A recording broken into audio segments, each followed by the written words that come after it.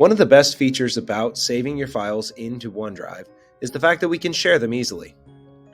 Now, when you first log into your OneDrive, you may see some clouds that have a little arrow down. When you click them to download from OneDrive onto your computer, you'll see a little progress bar like this. If they don't have the little cloud, they're accessible on your computer without needing to download. Simply right-click and find Share right here below Copy. Once Share comes up, you have some options, such as AirDrop or Mail. That will share the file or folder to whoever you want to share it with.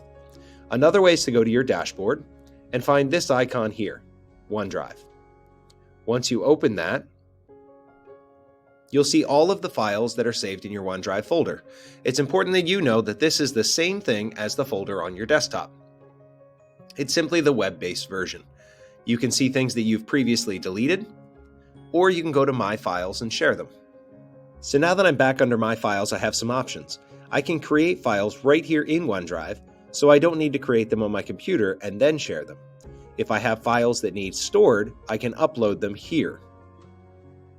Then I can access them anywhere. To share the file, find the folder or file that you want, and you'll see this icon. It's a rectangle with an arrow.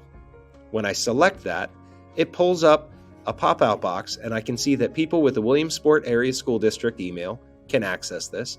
I can type their names directly, and when I click them, it will send the file to them.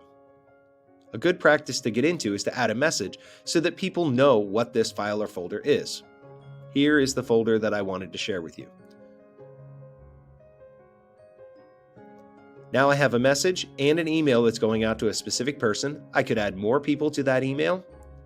Or if I wanted, I could copy the link directly and share it in Schoology or via email. Now that I have my email set up the way I want, I simply click send, and it'll forward that file or that folder to the person that I've chosen. I can also change the settings so that anyone with this link can open it, not just people with a WASD account. And I may want to choose whether they can edit or they can only view the materials. Because remember, I'm sharing the actual file or folder, so when they edit it, it will make changes on my copy as well. So if you have them view it, you may want to block them from downloading.